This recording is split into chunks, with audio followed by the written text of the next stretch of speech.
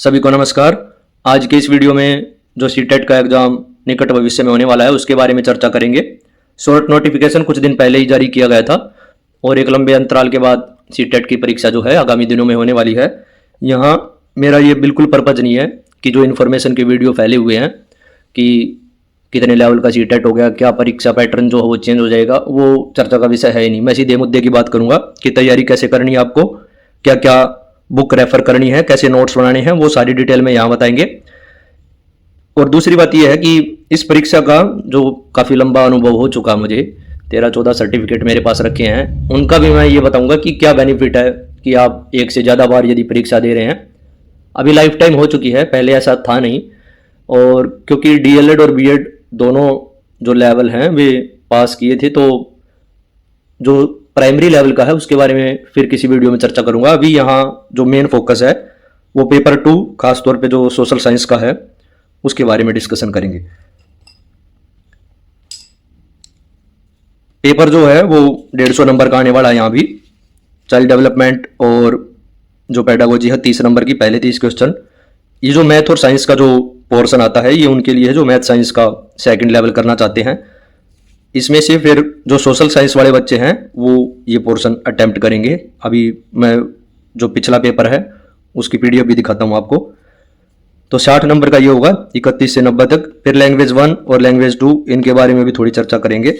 Notes book और revision वगैरह के बारे में विस्तार से बताऊंगा। मैंने जो नोट्स बनाए थे वो किस तरह से बनाए थे, फिर से कह रहा हूँ किसी प्रकार की कोचिंग की आवश्यकता नहीं है।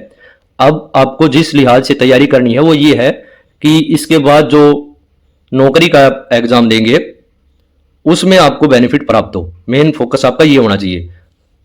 जैसे DSSB का एग्जाम देंगे, KVS का एग्जाम देंगे। अभी यदि T20 का गेम खेल के आपने पात्रता परीक्षा पास भी कर ली है और इस तरह का कॉन्फिडेंस जो आपके अंदर आ गया है कि मैंने तो 1 महीना 15 दिन 10 दिन पढ़ के बिना पढ़े भी सीटेट कर लिया है, तो वो जो आपका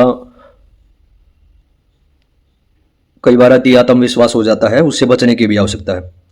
तो तैयारी जो है लॉन्ग टर्म के लिए इस लिहाज से करनी है कि जब एग्जाम देंगे जॉब के लिए वहां ये चीजें बेनिफिट दें आपको। पहले ये देख लेते हैं एक बार। जैसे ये लेवल 2 का ही दिया था मैंने। यहाँ जो सोशल साइंस का जो स्कोर है वो 60 में से 53 नंबर का था। इससे पहले भी दिया था और भी दिखाता हूँ मैं जैसे आपको। और ये जो बताने का पर्पज है वो ये है ताकि आप ये समझे कि ठीक स्थान पर आए हैं आप। यहाँ जैसे 60 में से 49 नंबर थे इससे पहले वाला जो अटेम्प्ट दिया था, और घर पे ही तैयारी करके आसानी से कर सकते हैं आप। मेरा कहने का पर्पज ये है। तो दो ये लेवल 2 के लिए हैं जैसे यहाँ पे। फिर लेवल 1 के जैसे कि DLED भी कर रखी है, तो ये काफ़ी सारी सीरीज़ है। और एक टाइम ऐसा भी आया था जब बिल्कुल कम रिजल्ट होता था। इसका रिजल्ट जो है वो आप देख सकते हैं कि कितना परसेंटेज आया था। उस समय का मुश्किल पेपर था ये, फरवरी 2014 वाला। फिर ये लेवल 1 PRT HTET, ये भी कई है। PGT हिस्ट्री वाला और PGT कॉमर्स का, हिंदी, TGT PRT HTET, ये कई सारे हैं। चलिए अब मेन बात कर लेते हैं कि सीटेट की तैयारी कैसे करनी है। इसकी जो बुक्स है खासतौर पे चाइल्ड डेवलपमेंट और पेडागोजी की, तो एक बात जरूर ध्यान में रखिए, ये यहाँ से जो तैयारी करनी है इस बुक की,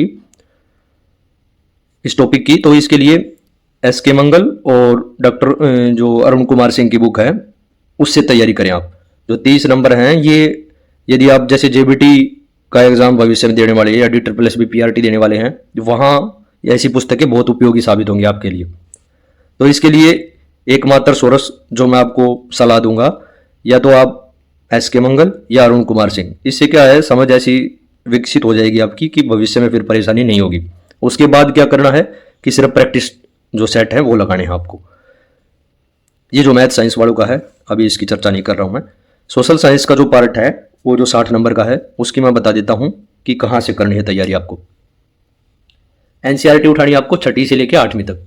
अभी दिखा देता हूँ मैं, और कैसे उनके नोट्स बनाने ये भी बताता हूँ। ये जैसे 8वीं क्लास की NCERT है। एक बात मैं दोबारा से आपको बता दे रहा हूँ, इस लेवल पे ऐसी तैयारी कीजिए कि जैसे आप लेवल 2 का ये सोशल साइंस वाला कर रहे हैं सीटेट, तो जब आप DSSB में टीजीटी सोशल साइंस का एग्ज़ाम दे तो वहाँ ये चीज़ें बेनिफिट मिले आपको। जैसे मैं अपनी बात बता देता हूँ, जब मैं टीजीटी और पीजीटी के एग्ज़ाम दे रहा था तो उस समय जो लास्ट के 10 नंबर जो टीजीटी में और लास्ट के 20 नंबर जो पीजीटी में टीचिंग मैथडोलॉजी आती है, वो पोर्शन आपका इतना सशक्त हो जाएगा अगर आपकी सीडीपी या चाइल्ड डेवलपमेंट वाला पोर्शन आपने अच्छे से तैयार कर लिया तो वहाँ बहुत बेनिफिट मिलने वाला है। क्योंकि पहले पार्ट में या फिर सेकंड पार्ट में जो अदर देन टीचिंग मैथडोलॉजी है उसमें आपका थोड़ा ज़्यादा टाइम भी लग गया, तो आप लास्ट पार्ट में कम समय में भी अच्छे से कवर कर सकते हैं। अब ये जैसे ये सर्टिफिकेट मेरे पास रखे हैं, ये मेरे लिए इस लिहाज से उपयोगी साबित हुए कि जब मैं सीडीपी सीटेट के लिए एचटेट के लिए तैयार कर रहा था तो उसमें इतनी अच्छी तैयारी हो गई थी कि लास्ट के 3 मिनट में भी जो 20 क्वेश्चन है वो मैं आसानी से निपटा दे रहा था और वहाँ जो एक्यूरेसी है वो भी बहुत बढ़िया आ रही थी। तो हो सकता है ये मन में सवाल आए कि इतनी बार करने की क्या ज़रूरत थी, आप एक बार करिए। तो वो तो जो अनुभव वहाँ जाके आप ले रहे हैं, और क्योंकि एग्ज़ाम ऐसा है कि आपका कोई भी पेपर आए, मेरा तो ऐसा ही रहता है कि मैं उसकी तैयारी फिर चाहे थोड़ी करनी पड़े ज़रूर तैयारी करता हूँ, इससे रिवीजन होती रहती है। और लास्ट टाइम पे टीचिंग मेथडोलॉजी की मुझे स्पेसिफिक या अलग से कोई रिवीजन करने की ज़रूरत नहीं पड़ी। ये ऐसे बेनिफिट वहाँ मिलेंगे आपको। 8वीं क्लास की एनसीईआरटी है, सीधी नॉर्मल यहाँ से शुरुआत की। जैसे अब आप एक पेंसिल लेके बैठिए और नॉर्मली जो पाठ पढ़ते हैं इस प्रकार से पढ़ते चलिए। शुरू में आपको ये हो सकता है ये समझने में दिक्कत आए कि कौन कौन सी चीज़ें इंपॉर्टेंट है, तो वो मैं तरीका बता दे रहा हूँ कि कैसे करना है। अब ऐसी चीज़ें जो जिनमें खास कोई टर्म नहीं है, कोई ईयर नहीं है, जैसे हिस्ट्री पढ़ रहे हैं हम, या कोई स्पेसिफिक बात आपको नज़र नहीं आ रही है तो उसको सिंपली रीड करते हुए चलना है। अब जैसे यहाँ मैंने देखा कि एक नई बात निकल के आई है कि जेम्स रेनेल ने नक्शा जो तैयार किया था हिंदुस्तान का, रॉबर्ट क्लाइव ने उसको काम सौंपा था। ये मेरे को यहाँ नई चीज़ लगी तो मैंने अंडरलाइन कर ली। ब्रिटिश सत्ता की प्रतीक ब्रिटानिया को सौंप रहे थे, ये जो चित्र दिखाया गया था इस बारे में था। अब इस पेज पे मुझे कोई ऐसा पॉइंट नहीं लगा जो मुझे तैयार करना है। काम को कम करना सीखिए आप, क्योंकि सेम टू सेम इसके सारे नोट्स बना लेंगे, फिर एनसीईआरटी में और आपके नोट्स में ज़्यादा अंतर नहीं रहेगा। तो पहली बार रीड आउट किया, ये अंडरलाइन कर लिया। और एक और तरीका आप अपना सकते हैं, जैसे मैंने जो चीज़ें यहाँ अंडरलाइन की, कारण क्या है कि जब आप कई सारी एनसीईआरटी इकट्ठी हो जाएंगी तो दोबारा जब रिवीजन करने आते हैं तो एक ये प्रेशर रहता है कि आप कितना ज़्यादा कवर कर पाएंगे, खासतौर पे एग्जाम से 4 दिन पहले 5 दिन पहले। तो उसके लिए जो चीज़ें मैंने अंडरलाइन यहाँ पे की, ये यहाँ देखेंगे, ये इसमें ऐसे नोट कर लिया गया। फिर आपको अपने लिए नोट्स तैयार करने हैं, कोई सुंदर सुंदर लिखाई में ज़रूरी नहीं है। जितना ज़्यादा जल्दी सिलेबस कर पाए, नोट्स बना पाए, उतना फिर रिवीजन के लिए ज़्यादा टाइम बचेगा। तो ये लाइन यहाँ से इंपॉर्टेंट लगी तो इसको यहाँ पे नोट कर लिया। इसका फ़ायदा ये हुआ, अब मेरे को दोबारा इस एनसीईआरटी के इस पेज पर या इस बुक पे आने की ज़रूरत नहीं पड़ेगी। ऐसे ही नेक्स्ट पेज पे चलेंगे आप। यहाँ मैं पढ़ता गया, जो चीज़ें मुझे ज़रूरी नहीं लगी वे मैंने ना हाईलाइट की है, ना अंडरलाइन की है, ना कहीं नोट किया है। दूसरी चीज़ें जैसे इस पेज पे ये नॉर्मली बातें थी जो मुझे लग रहा था कि यदि ऐसा एग्जाम में आता भी है तो मैं अपने आप कर लूँगा, ये चीज़ नहीं थी यहाँ पे।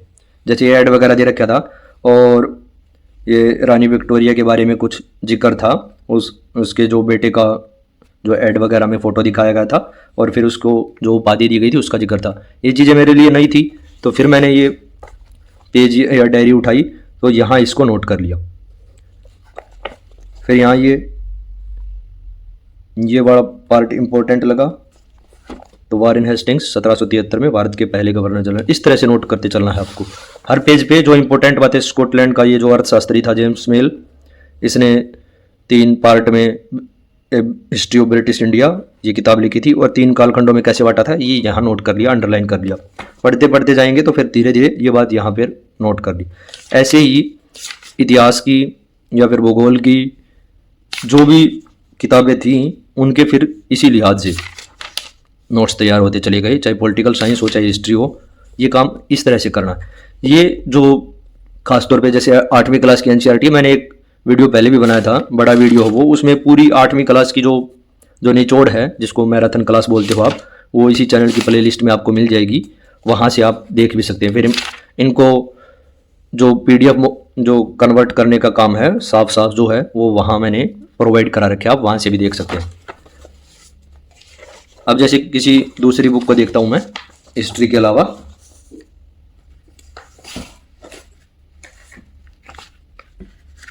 जैसे भूगोल की बुक थी, किसी बच्चे से ली थी मैंने। ये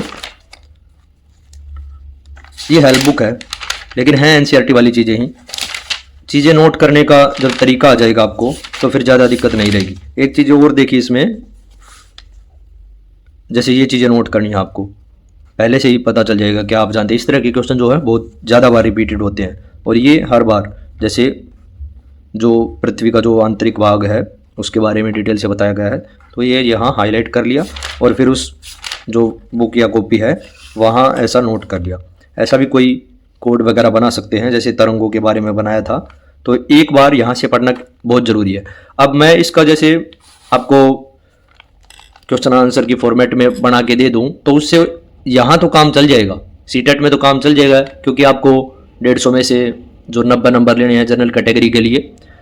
लेकिन जब DSSB का टीजीटी सोशल साइंस देंगे ना, तो वहाँ बने बनाए जो पका पकाया माल है उससे आपकी बात नहीं बनेगी, क्योंकि जो बेटर अंडरस्टैंडिंग है टॉपिक की वो फिर नहीं बन पाएगी आपके अंदर। तो इसीलिए ज़रूरी है खुद पढ़ना, ये मैं दोबारा से जोर दे के कह रहा हूँ। ये देखिए, जैसे ये भूगोल वाला पार्ट था, ये मैंने अभी दिखाया था, जो पृथ्वी की जो आंतरिक संरचना थी उसकी चीज़ें फिर यहाँ ऐसे ही नोट करते चले गए इस प्रकार से। फिर क्या होगा, यहाँ जो हाईलाइट चीज़ें की हैं वो पेज आपको ध्यान रहे ना रहे, इसकी बार बार रिवीजन करेंगे तो धीरे धीरे ये होगा कि आपको पॉइंट भी याद आने शुरू हो जाएंगे कि उसके बाद ये लाइन लिखी थी, उसके बाद ऐसा जब दिमाग रिकॉल करेगा एग्जाम हॉल में तो कभी आप भूलेंगे नहीं। ये देखिए CL और ये मेंटल वगैरह के बारे में, करोड़ वगैरह के बारे में जो बातें थी वो यहाँ से उतार के इस बुक में या कॉपी में नोट कर ली। अब मैं जब इसको रिवीजन करने के लिए आऊँगा तो इसको साइड में रख दूंगा, क्योंकि जब एनसीईआरटी बहुत सारी इकट्ठी हो जाएंगी तो बोझ लगने लगेगा आपको कि कौन सी पहले रिवाइज करूँ और कैसे रिवाइज करूँ। अब ये जैसे 6ठी क्लास की पॉलिटिकल साइंस की है, तो बातें जो इजी लग रही हैं आपको कि एग्जाम के लिहाज से इंपॉर्टेंट नहीं है, पढ़ेंगे जब अपने आप समझ बनती चली जाएगी। ऐसी बातें जो आपको नहीं पता है कि ये स्टोरी किसके बारे में दी गई थी, किसने लिखी है, तो उसको हाईलाइट कर लिया और फिर अपनी इस किताब में या कॉपी में आपने नोट करते चलें। कोई डायरी ले लें, बुक ले लें, या कोई भी कॉपी पेज कहीं पर एक जगह पे नोट करते चलिए आप। जैसे ये देखिए, ये चीज़ें भी बहुत ध्यान से पढ़नी। कई बार हम क्या करते हैं, जो पैसेज है उसको पढ़ते चले जाते हैं फिर आगे चले जाते हैं, ये चीज़ें कई बार रिपीट हो जाती हैं और पूछ लेता है। जैसे मणिपुर में औरतों का जो फैनक पहनना और झारखंड में आदिवासियों का एक दूसरे को जोहार कहना, ये चीज़ें भी नोट की। जब आप बार बार तैयारी करते हैं किसी चीज़ की तो जो गहनता से जो अध्ययन करने की ज़रूरत है, ये चीज़ें तभी समझ में आती हैं। पहली बार यदि कोई तैयारी कर रहा है तो उसको फिर कुछ ना कुछ बातें बताने की, गाइडेंस की ज़रूरत पड़ती है। ये यहाँ देखिए, फिर जो इम्पोर्टेंट लगा, कई बार पूछता है कि जम्मू कश्मीर के ये जो लद्दाख वाले पार्ट से, ऊन वाले पार्ट से, तिब्बत का जो ग्रंथ है, देखो ये चीज़ें है ना, ये आपको खुद से ही जब पढ़ेंगे तभी पता चलेगी कि क्या चीज़ें इंपॉर्टेंट है क्या नहीं है। और जो सीधा सिंपल तरीका है, ज़्यादा सोचना नहीं है, जो चीज़ें आपको पहली बार पढ़ी ये पता है कि हाँ ये तो मेरे को पता ही है, उसको हाईलाइट नहीं करना है। जो पहली बार सुना हुआ कोई पैसेज आई, वर्डिंग आए, तो उसको हाईलाइट कर लेना है। आप बुक से भी ये जैसे ऐसे हाईलाइट करके भी इनको भी रिपीटेड मल्टीपल टाइम रिवाइज कर सकते हैं, लेकिन यहाँ से निकाल के किसी और जगह नोट कर लिया तो फिर आपको जो एनसीईआरटी का जो बर्डन लग रहा है वो आपका धीरे धीरे दूर हो जाएगा। ये देखिए, ये सारी बातें जो मुझे लगी थी वो मैंने फिर यहाँ नोट कर ली। ऐसे अगले पार्ट पे भी जा सकते हैं, जैसे सरकार के प्रकार हैं, नई चीज़ें लगी तो नोट कर लिया। ऐसे ये यहाँ पे यंग इंडिया जैसे पत्रिका पूछ सकता है डायरेक्ट। जैसे ये एक और जिक्र था यहाँ पे हेक्टर पीटरसन का, ये मुद्दे पूछ लेते हैं कई बार। यहाँ देखिए, ये मैंने नोट भी कर रखा था यहाँ पे। ये देखिए जो बातें यहाँ दक्षिणी पश्चिमी शहर है और नाम दे रखा है, उस बच्चे का भी नाम है, उनकी भाषा का भी नाम है और जो भाषा वे सीखना चाहते थे उसका भी नाम है। तो यहाँ पे शॉर्ट में उसको नोट कर लिया ऐसे।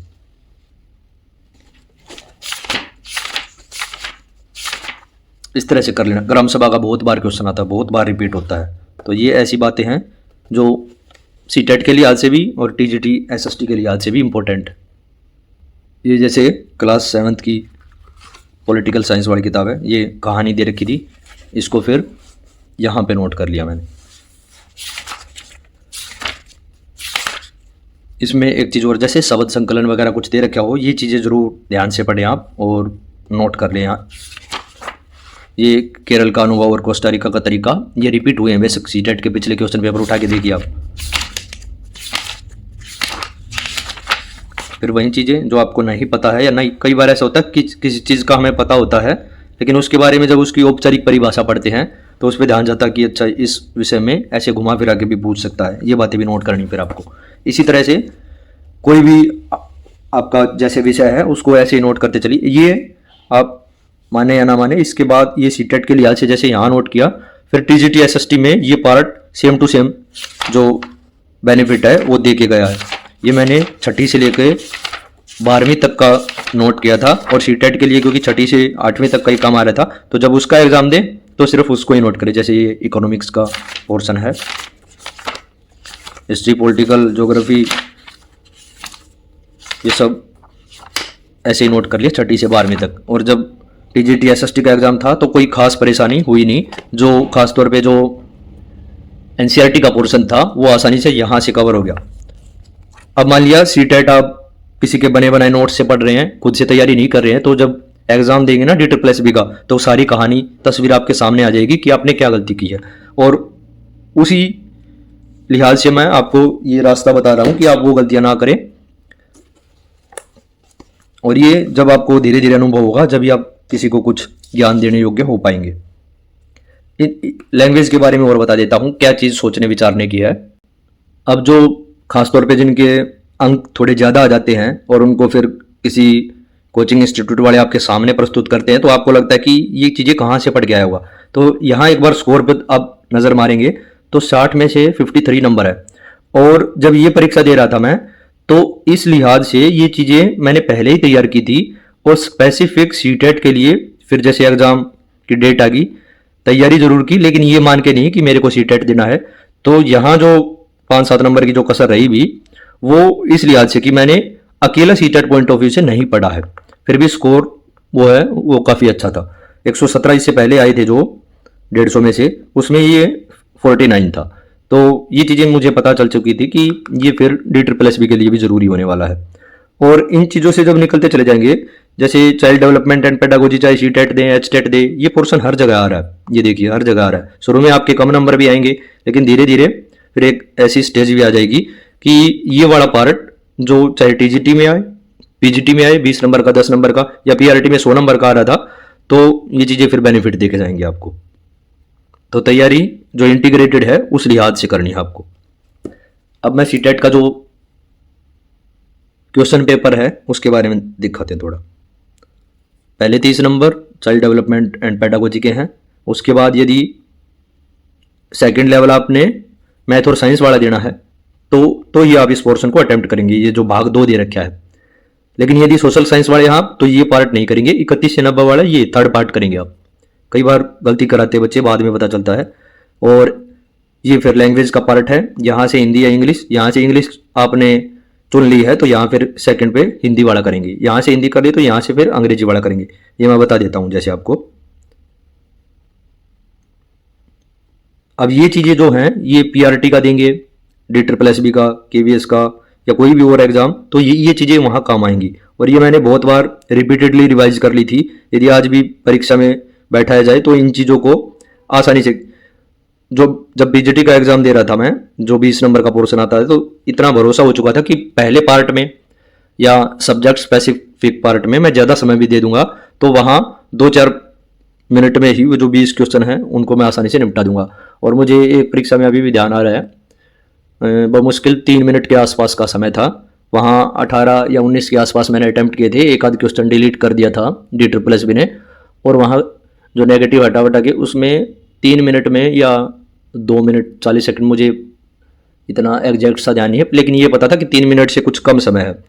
तो वहाँ उस पोर्शन में मुझे 12 नंबर मिले हैं। और आप जब देखेंगे टीजीटी पीजीटी की कट ऑफ, तो पहली वाली जो कट ऑफ आती है, इनिशियल कट ऑफ जिसको बोलते हैं, वो 10-15 नंबर ऊपर रहती है। और जब सेकंड वाली आती है 10-15 नंबर नीचे रहती है, मतलब सेकंड वाली जाएगी फिर वो 10 नंबर भी ऊपर जा सकती है, 12 वाली नंबर भी ऊपर जा सकती है। उसमें जो टीचिंग मेथडोलॉजी का पार्ट है वो बहुत महत्वपूर्ण भूमिका निभाएगा आपके लिए। पहली बार आप इनिशियल कट ऑफ पे आपका नाम आ गया है, रोल नंबर आ गए हैं, फिर आप डोजियर भरेंगे, उसके बाद जो दूसरी कट ऑफ जाती है वो 10 नंबर, 8 नंबर, 12 नंबर ऊपर जाती है।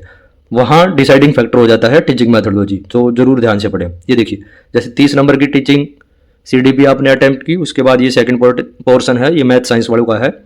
SST भरा तो आपने ये अटेम्प्ट नहीं करना है, 31 से 90 अगला पार्ट अटेम्प्ट करेंगे आप।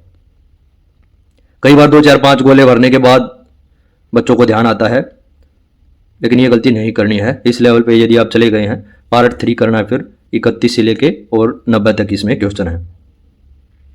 ये सब NCERT है या फिर मेथडोलॉजी और टीचिंग एप्टीट्यूड के क्वेश्चन मिलेंगे आपको। PY की जरूर करें आप, उनसे बढ़िया जो इलाज है वो नहीं है इसका। अब जैसे क्वेश्चन और आया था, मैं दिखाऊंगा अभी, वो उस समय मैंने टिक किया था, उस समय नहीं आया होगा। जैसे डॉक्टर भीमराव अंबेडकर का है वो बौद्ध धर्म वाला, तो उस समय मैंने टिक किया था, मेरे पेपर में वो नहीं मिला मेरे को। लेकिन अभी मैं लास्ट वाले 1-2 सालों की जब देख रहा था तो उसमें वो क्वेश्चन मिला मेरे को।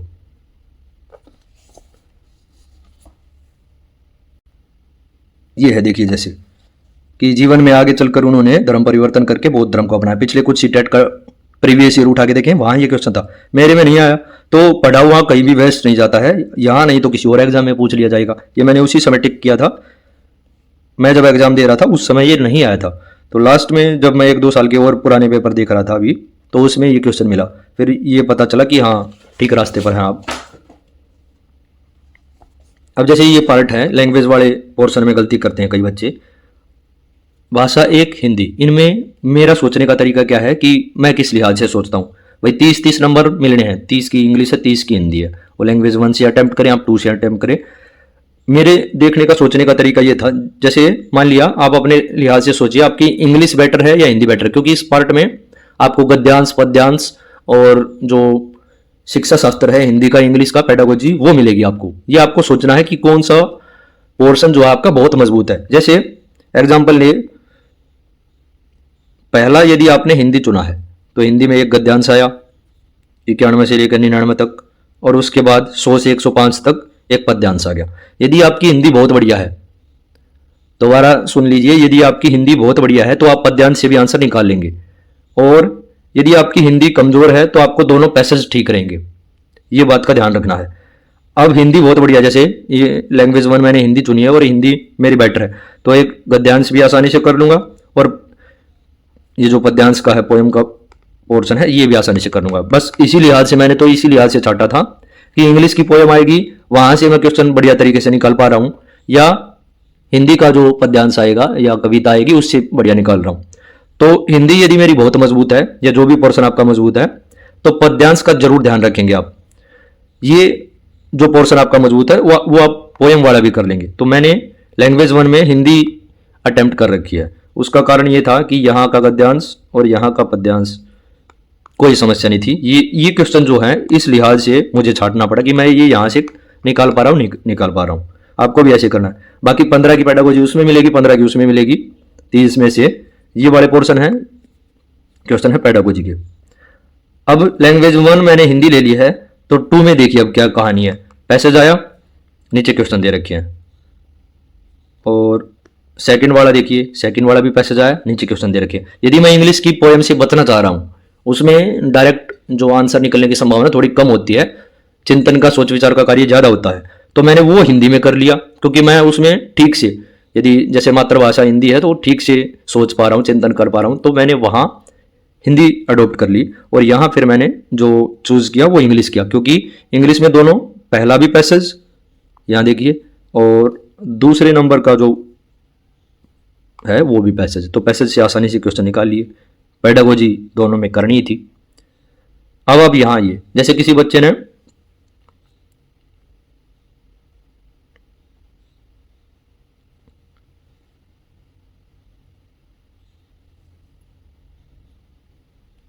जैसे मेरे उलट किसी ने यदि चूज किया है लैंग्वेज 1, किसी ने इंग्लिश सेलेक्ट कर ली है, तो इंग्लिश इस बात से सेलेक्ट कीजिए कि आपकी इंग्लिश मान लिया बहुत अच्छी है, तो यहाँ का पैसेज और यहाँ का जो पोयम मिलेगी वो आप आसानी से छाट पाएंगे।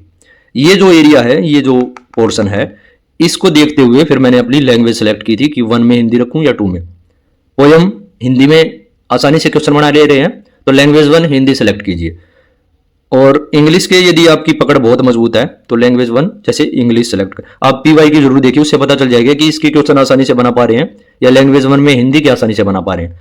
अब पैसेज यहाँ का, पोयम यहाँ की, ठीक है। अब दूसरा पार्ट जब आप हिंदी का चूज करेंगे वहां आपको पोयम देखने को नहीं मिलेगी। जैसे लैंग्वेज 1 में आपने इंग्लिश दिखाई मैंने, अब लैंग्वेज 2 में आप, ये लैंग्वेज 2 हिंदी आ गई। पहला तो गद्यांश मिला ही, वो तो पूर्व निर्धारित है, और दूसरे नंबर पे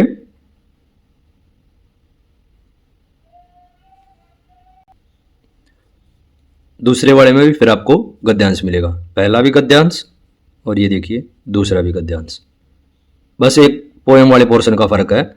और फिर एक चीज और देखिए आप कि इसकी पेडागोजी और उसकी पेडागोजी में आपको कौन सी ऐसी लग रही है कि आप आसानी से कर पाएंगे। एक तरीका और भी हो सकता है, जैसे एक तो ये कि आपकी जो लैंग्वेज मजबूत है आप 1 पे सेलेक्ट कीजिए, जो थोड़ी ही उसके मुकाबले थोड़ी कम है उसको 2nd पे सेलेक्ट कीजिए। दूसरा तरीका ये हो सकता है, कई बच्चे ये भी करते हैं, मैंने देखा है कि वो जो पोर्शन उनका मजबूत है उसी में गद्यांश वाला पोर्शन छाट लेते हैं, और जो पोर्शन जो लैंग्वेज उनको लग रहा है कि उसके मुकाबले थोड़ी कम है तो उसमें वो ये करते हैं कि आपको पोएम मिले, पैसेज मिले, उसमें टिक कर लेंगे। कुछ ऐसे भी बच्चे मिलते हैं, मतलब एक जो मजबूत है उसको मजबूती के साथ करिए, ज़्यादा नंबर गेन कर लेंगे, और दूसरे वाले में जैसा होगा देखा जाएगा, इसलिए आज से भी करते हैं।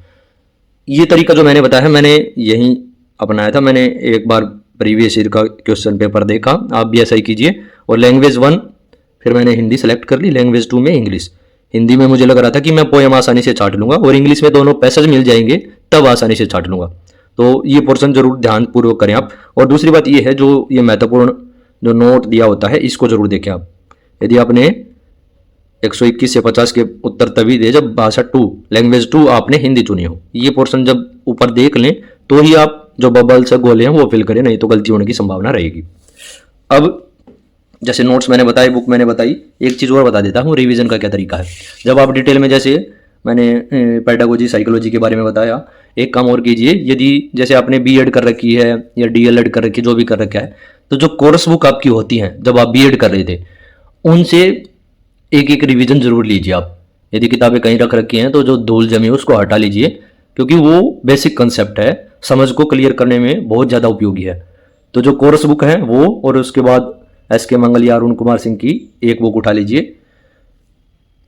ये जो लैंग्वेज वाला पोर्शन है इसके लिए एक तरीका हो, जैसे मैं जब एग्जाम दे रहा था, जैसे बीएड की मेरे पास ये बुक्स हैं पेडागोजी ऑफ हिंदी, तो इसमें ये वाली चीज़ें आप ज़रूर से याद कीजिए।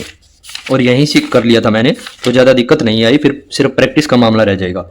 ये डिस्क्रिप्टिव के हिसाब से लिखे गए थे, लेकिन जो चीज़ें इसमें दी गई हैं वो बहुत कुछ समझाती हैं, सिखाती हैं। ऐसा कर सकते हैं। ऐसे ही जैसे ये इंग्लिश की पेडागोजी का है, तो इसमें जो मेथड वगैरह दिए गए हैं वो चीज़ें यहाँ से कर सकते हैं। बेशक डिस्क्रिप्टिव है लेकिन समझ क्लियर करने के लिए ज़रूरी चीज़ें, ये वाली चीज़ें। उसके बाद कुछ आप मार्केट से जैसे रेफरेंस बुक वगैरह ले आते हैं तो उनको ऐसे उपयोग में लाना है, जैसे एक बार आपने उससे कोई पोर्शन पढ़ लिया है। अब जैसे मान लिया मेरे पास ये बुक है, बहुत पहले ली थी, इसमें से यदि लैंग्वेज वाला पोर्शन ये वाला यदि मुझे पढ़ना है,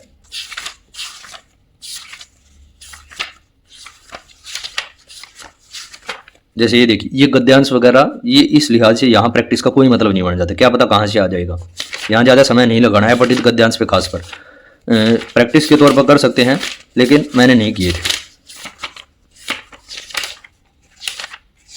ये वाली चीज़ें कर लेनी है यहाँ से, ये वाली चीज़ें कोई सी भी किताब मिले ऑनलाइन ऑफलाइन, ये लैंग्वेज की जो पेडागोजी है उसके लिए बहुत फ़ायदेमंद रहेंगी आपके, ये चीज़ें कर लेंगे। अब मेन काम जो रह गया आपका, जो रिवीजन का क्या करना है, एक काम और करना है, नई शिक्षा नीति 2020 वाली एनसीएफ। जैसे मैं शिक्षा नीति का बताऊं तो ये अभी वाली इस प्रकार से नोट कर लेनी है, एक कॉपी लेनी है और ओरिजिनल डॉक्यूमेंट उठाना आपको। जैसे नई शिक्षा नीति का जो ओरिजिनल डॉक्यूमेंट है वो मैंने उठाया और उसके नोट्स बनाने शुरू कर दिया ऐसे। ये आप देखेंगे हर पॉइंट, क्योंकि मुझे पता था ये बार बार रिपीट होने वाली चीज़ें जो भी परीक्षा देंगे, तो ऐसे नोट कर लिया था। ये ओल्ड वाला, ये न्यू वाला, ये जो स्टेजेस बताई गई हैं ये ऐसे नोट कर दिया। ये फुल फॉर्म में इनके बारे में क्या क्या बताया गया है उस डॉक्यूमेंट से उतार के जो मुझे इंपॉर्टेंट लगा वो ऐसे नोट कर दिया गया। चैनल की प्ले लिस्ट में मिल जाएगा नई शिक्षा नीति का जो 2020 वाली है उसका वीडियो इसी प्ले लिस्ट में मिल जाएगा, चैनल की प्ले लिस्ट में। ये फिर हायर सेकेंडरी का है, क्योंकि बहुत ज़्यादा संभावना थी कि आगे टीचिंग से रिलेटेड जो भी एग्ज़ाम होंगे ज़रूर पूछेगा, तो ये फिर एक जगह ऐसे नोट कर लिया मैंने। आपको भी जरूर करनी है नई शिक्षा नीति और एनसीएफ। और एक काम और करना है, जैसे इन पे हमारा ध्यान कम जाता है जब डी प्लस भी देते हैं ना, जब ध्यान जाता है, तो 11वीं और 12वीं की जो मनोविज्ञान की जो एनसीईआरटी की किताबें हैं वे ज़रूर पढ़नी है आपने। कारण क्या है ये देखिए एक बार,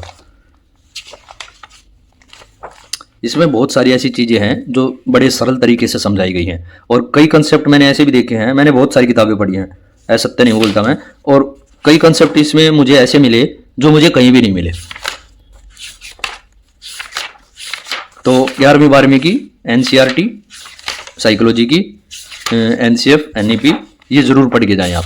और उस एक कोर्स बुक आपकी जो आपकी लगी थी जब आप ये कोर्स कर रहे थे बीएड वाला, और उसके बाद वो रेफरेंस बुक मैंने बताई थी। एक काम और कर सकते हैं, लास्ट में क्या करना है, जब ये रिवीजन आप कर चुके हों, मतलब ये जो बुक्स वाली, फिर लगाने आपको प्रैक्टिस पेपर। एक प्रैक्टिस पेपर ऐसा रामबाण उपाय है, यदि आपने बहुत ज़्यादा डीपली नहीं भी पढ़ा है तो धीरे धीरे ऐसी समझ डेवलप हो जाएगी कि आप अपने आप जो आंसर है उसको छांटने लगेंगे। मेरे पास बहुत सारे हैं, और दोनों जैसे एचटेट और सीटेट की जैसे कंबाइन तैयारी करते हैं, इसमें तरीका क्या करना है, जैसे कोई भी प्रैक्टिस सेट ले लिया आपने, अब आपको जो क्वेश्चन आ रहा है उसको आपने टिक नहीं करना है, और जो नहीं आ रहा है उसको आपने ऐसे मार्क कर लिया पेंसिल से, पेन से ऐसे।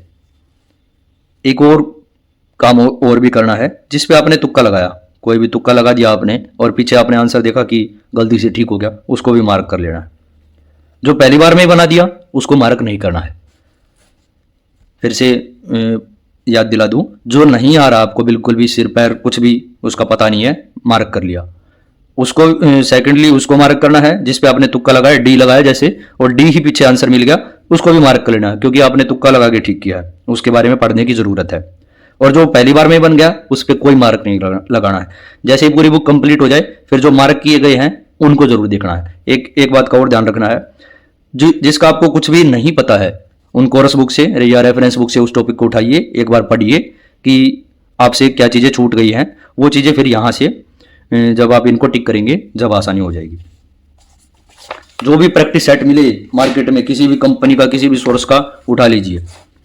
और पेडागोजी का जो पार्ट है, साइकोलॉजी का जो पार्ट है, उसको टिक करते चलिए। एक तरीका और, किसी भी टीजीटी का, पीजीटी का, पीआरटी का कुछ भी मिले, उसमें से कम ये 30 नंबर का पार्ट तो आप आसानी से कर सकते हैं। धीरे धीरे समझ जो है बहुत बेटर होती चली गई। तरीका वही अपनाना है, जो आ रहा है ठीक है, कुछ नहीं करना, उसका नहीं आ रहा है मार्क कर लिया, गलती से तुक्का लगाया गलती से ठीक हो गया, उसको भी मार्क कर लिया। दो काम ये करने। दूसरा एक और पैटर्न भी अपना सकते हैं, जैसे ये प्रैक्टिस सेट जब कर रहा था यहाँ मार्क ना करके फिर यहाँ भी लिख सकते हैं। जैसे 14 और 26 नहीं आया मेरे को, तो वो हर टेस्ट पेपर के ऊपर लिख लिया। तो जब आप दोबारा रिवीजन पे आएंगे तो उन पे ज़्यादा फोकस करेंगे जिनको आपने ऊपर लिख रखा है। ये जैसे देखिए, ये तरीका भी अपना सकते हैं। ये ऐसा तरीका है कि जिसमें एक्यूरेसी धीरे धीरे सुधरती चली जाएगी, और चीज़ें रिपीट बहुत ज़्यादा होती हैं, चाहे वो रीट में आया हो, एचटेट में आया हो, यूके टेट में आया हो, यूपी टेट में आया हो, सी टेट में, एच टेट में, ये सारी चीज़ें जब अगला एग्जाम देंगे ना, बहुत सारे प्रैक्टिस पेपर हैं, सबको दिखाने का पर्पज़ नहीं है मेरा, सिर्फ ये बताने का पर्पज़ है कि तैयारी करनी कैसे थी। तो उम्मीद है बेहतर बता पाया हूँगा आपको। अगले किसी वीडियो में किसी और लेवल के लिए, जैसे लेवल 1 का या पार्ट वाइज अलग अलग डिटेल में बना दूंगा, वो जैसा आप रिस्पॉन्स देंगे उसी हिसाब से। तो तैयारी करते रहिए, और ताकि आप जो नौकरी वाली लाइन है उसमें जाके लग सकें। एक सीढ़ी है ये, लेकिन बेसिक चीज़ों को नहीं भूलना है, ताकि बार बार जब आप रिवाइज करेंगे तभी आपको DSSS, BKVS जैसे एग्जाम में फ़ायदा मिलेगा, और उसी को ध्यान में रख के तैयारी करनी है। और एक बात और है, जैसे 150 में से जैसे जनरल कैटेगरी के हैं तो 90 नंबर जरूरी हैं। तो हो सकता है पेपर का पैटर्न किसी साल बहुत ज़्यादा मुश्किल आ जाए। यहाँ कट ऑफ उस लिहाज से नहीं लगनी है कि एग्जाम मुश्किल आ गया था तो औरों के भी कम आए होंगे, नहीं, आपको अपने 90 देखने हैं, इस बात का जरूर ध्यान रखिए। तो अपनी तैयारी अपने आप को और बेहतर करना है, इस बात को ध्यान में रखना है। छोटी मोटी कोई त्रुटि रही है तो उसके लिए क्षमा प्रार्थी हूँ मैं। अगले किसी वीडियो में मिलते हैं, धन्यवाद।